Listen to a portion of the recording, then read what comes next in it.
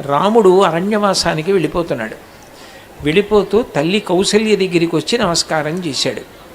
తల్లి కౌసల్య వెళ్ళిపోయేటటువంటి కొడుక్కి చెప్పినటువంటి మాట, నువ్వు బాగా ఇది మాత్రం గుర్తుపెట్టుకో అని చెప్పిన మాట ఏమిటంటే, వేళపట్టున తిను, వేళపట్టున పడుకో. ఇది చెప్పలేదు కౌసల్య.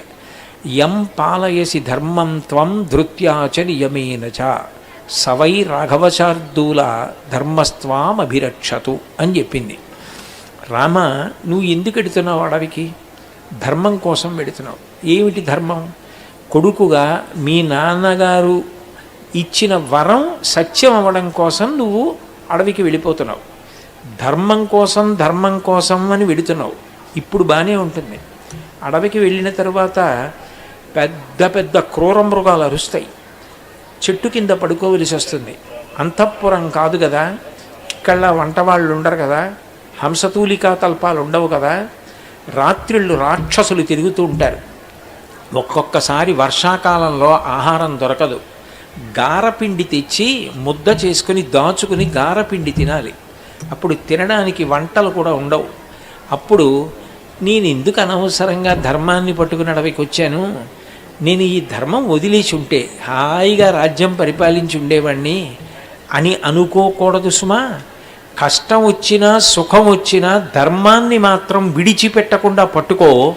యుగాలు మారిపోయినా నీ పేరు నీ కథ నిలబడిపోతాయి. కాదు, కష్టం వచ్చిందని ధర్మాన్ని వదిలేశావో రాముళ్ళ బ్రతకకండని చెప్తారు. ధర్మాన్నే పట్టుకున్నావో యుగాలు మారిపోయినా నీ పేరు కథ ఉంటాయింది. రాముడు ఆ తల్లి మాట విన్నాడు. ఎన్ని కష్టాలు వచ్చినా, ఎన్ని ఇబ్బందులు వచ్చినా ధర్మాన్నే పట్టుకున్నాడు. రామాయణం ఇప్పటికీ నిలబడి ఉందా లేదా? ఇప్పటికీ రామాయణం చదువుకుంటారు, వింటారా లేదా? ఇప్పటికీ రాముడి పేరు పెట్టుకుంటారా లేదా? ఇప్పటికీ రామనామం వ్రాస్తారా లేదా?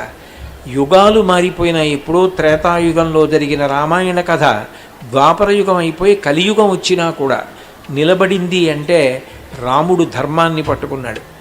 ధర్మాన్ని పట్టుకుంటే మనం కాపాడబడతాం, మన పేరు చిరస్థాయిగా నిలబడుతుంది.